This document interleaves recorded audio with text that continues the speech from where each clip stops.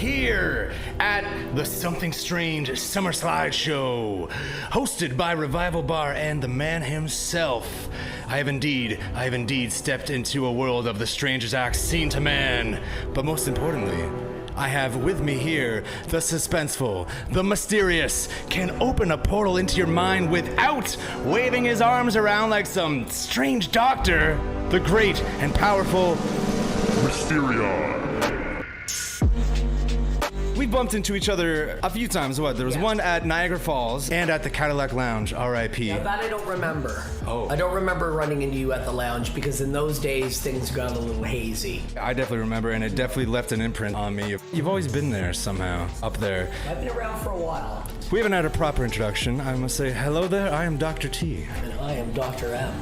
He has been the entertainer with continuous sold-out shows at Hollywood's Magic Castle, the headliner at House of Cards Nashville, the main stage act at Viva Las Vegas Rockabilly Weekend, quarterfinalist at America's Got Talent, semifinalist at Canada's Got Talent. He has fooled Penn and Teller. Did I miss any?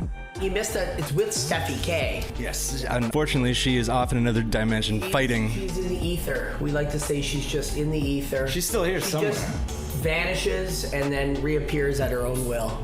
How did this form? How did you guys meet even? So I was doing shows forever, and I was asked to host a talent contest. It was a pinup pageant, and I didn't want to do it. I said, I don't want to do it. And they were, please. I said, okay, listen, my girlfriend at the time was a burlesque dancer. This girl is still currently a burlesque dancer. She's just not my girlfriend anymore. Her loss. Yeah, there's been so many. But they all leave me, including my mother. And father. Let's take a moment. So yeah, we were doing this show, and I ended up saying yes. I ended up doing it with my girlfriend, the show. And we were on stage, kind of co-hosting, and Steffi was on the show as a fashionista, and she was doing artwork, like doing pin-up drawings, speed painting kind of thing. Okay. She's got quite the fashion. She's got incredible fashion. She's been doing really well on her social media and in magazines, and everyone comes to her for 1930s fashion advice, which is strange because it's 2022. The connection happened when we just started chatting backstage, and I mentioned that I had a collection of vintage pin-up autographs because I'd been working in burlesque for so long that some of the women who were influential performers in the 50s were still alive at that time. There's still a few kicking around, but there was a lot of them alive. So Steffi wanted to see them, and so I, invited her over. We had tea, and I showed her the things, and then she drove me to a gig because I don't drive. I'm afraid to drive. Everyone drives. I don't drive. I just drive people nuts. She would drive me to gigs, and then she started to become part of the show. She's not the only one with the fashion sense. I really dig the look. Thank you. Wait, what happened there? Was that like some other dimensional accident? Was it a mutant trying to suck your powers out? Trying to get toast out of the toaster and using one of my bent forks, and I kind of got it in there, and I got the jolt, and it stayed. Exclusives. What would be the biggest stages you've ever performed on, and what's next? What's next for the Sentimentalist, Mysterion? So what's going on is we are currently trying to kickstart and get the momentum back, because you got to remember, right when COVID hit, we just fooled Penn and Teller, we just did America's Got Talent, and we had a very successful season of shows for private events over the holidays. And so a lot of the people who are at those events hire us for private events. But when COVID stopped, everything canceled. We were going to be at the AGO, we had stuff in LA booked, we had all over the place, and it just stopped. So the momentum stops, and the way any industry works is a lot of it is references by word of mouth or somebody seeing the show. So we have to start that over again. So we have to get back on stages to show people what we do. Canada's Got Talent helped out. Canada's Got Talent helps to a certain extent. What Canada's Got Talent does is it gives us the notoriety. You were on that, you did well, you must be good. We already have the show. When we went on Canada's Got Talent, they were actually asking us on the morning show, why are you guys even on this show? You guys are already established. And I was like, whoa, it's Canada. We're Canadians. We're, Mysterion have been around forever. So it makes sense that we're here. But we're not going to win. We're only here to show you what we do. We just did really well. I'm a hustler. I hustle. I go out. I generate the shows. I get the work. I call up the agencies. I push them to get us on programs. I push them to get us on stages. And if they don't, hey, listen, man, I'll take a bar mitzvah. I do. I take them all the time. They pay well, and guess what? The people at the bar mitzvah, the kids, are my people who will hire me in 10 years. And I have a lot of people now that come up to me. And I'm able to also then walk out of here and this week go do a show for a company party. And then in 12 days, I'm at the Stanley Hotel in Denver, Colorado. We're doing a run at the Stanley. So it's kind of like I'm able to hit both markets, and both markets seem to like it. Well, bar mitzvahs versus birthday parties, if you're listening. Yeah.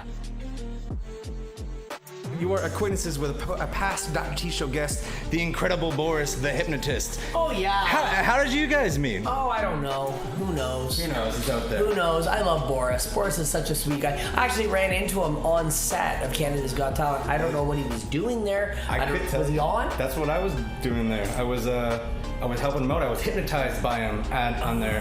Fortunately, we didn't make it onto the show. Why? He would have been great. It might have been my fault. Well, not just Boris. You got Flava Flav, Kathy Griffin. Oh my there must be so many more. Oh my God. What is your favorite? What is your favorite celebrity to wow? Run into? To wow. I don't really see celebrities as celebrities. I see them as people. There's times where I'll run into a celebrity and I'm kind of like, oh, that's kind of weird. Or, wow, I can't believe that's how they are in real life. I'm not going to say names, but there's one 1980s performer who had a very famous movie about losing his bike. Shaquille O'Neal. And later had a TV show on Saturday morning with a talking chair. And, anyway, there's been times where I've met people at random at the Magic Castle. Steffi and I went outside once, and who was standing there was Jason Alexander, George Costanza. Well, hello. And he's a member of the castle. So we did something for him, and he was very pleasant. We took a photo, same with Dick Van Dyke. He's a member. We've seen him numerous times. Dating myself here, Tony Orlando. I was blown out of the water when I met him. Steffi didn't know who it was. I'm like, oh my God, it's Tony Orlando. I don't know who that is. Well, he was a big name in the 70s. He was like, knock 3 times on the ceiling if you want. I didn't do as much research as I thought I should. Anyway, it's an old song. Well, you're talking about all these legends, and from one legend to whoever's coming up next, what advice would you give to anybody who wants to get to where you are? A mentalist in training. What is that one? So I don't think it has anything to do with being a mentalist or a magician or a musician or whatever it is you want to do in the arts. I mean, you have to be okay at what you do. You don't have to be great. You just have to be good enough. All right? You have to be able to sell your own personality. You got to be able to sell and relate to people. I'm honest. I give you what you're going to get. You buy a ticket to the show, you're going to get more than you paid for.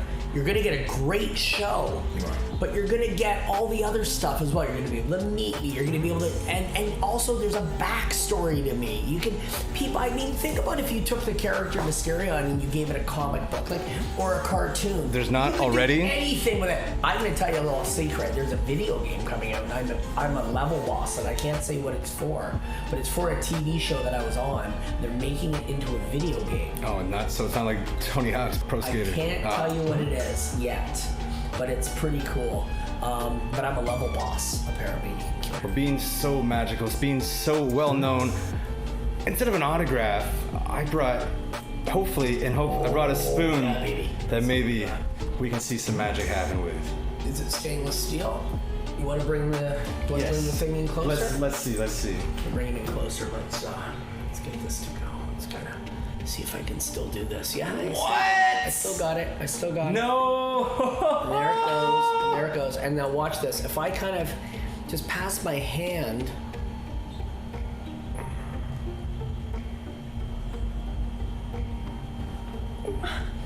There you are, my man. Bent. That's better than any autograph I could Still think got of. it. You know what? I'll sign it here. Please, please. I don't even know if I have a. I'll sign it after. All right, Probably sign it. somewhere. Book them, Mysterion and the Sentimentalists at www.thesentimentalistmagic.com. Follow them at Facebook, Sentimentalist Official, Instagram, Sentimentalists, or Dr. Mysterion, Mentalist, or Steffi_K. AY. Sorry. Watch them at YouTube, Good Morning Midnight Magic, or just search the Sentimentalist. Sentimentalist. I made that mistake. You will find. How did you know that? That was what I put next. You will find them. I'm lucky enough to have them with me here now You are a doctor. at the set.